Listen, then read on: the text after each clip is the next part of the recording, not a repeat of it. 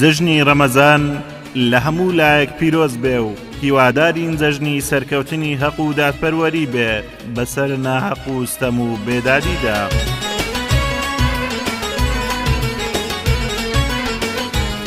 جەژنی ڕەمەزانی موبارەک لە سەرجەم مسڵمانانی جیهان و کوردستان پیرۆز و هەموو ساڵێکتان جەژن و سەرکەوتن بێ.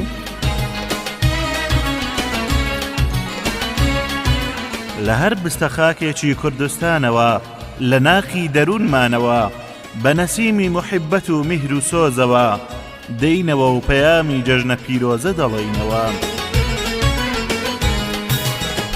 جوانترین چەبکە گوڵی پیرۆزبایی و وەفاداری بۆ گیانی پاکی شەهیدان دەکەینە خەڵات و دیاری.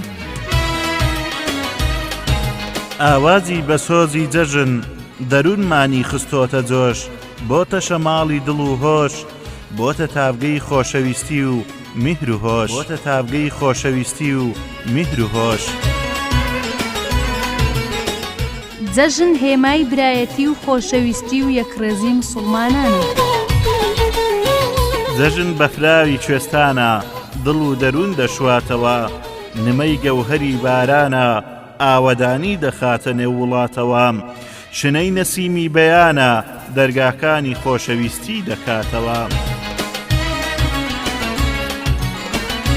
شەماڵی کوێستانی جەژن سەر لە نوێ هەڵی کردەوە، تۆز و خۆڵی ڕق و کینەی لە نێو دڵان لابردەوە.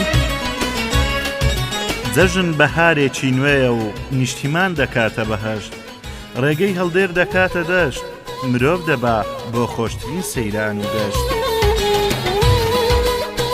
پەیامی جەژنە پیرۆزە پڕ لە موحیبەت و سۆزە، کانیاوی حورمەت و ڕێزە، خەرمانی بە پیت و پێزە.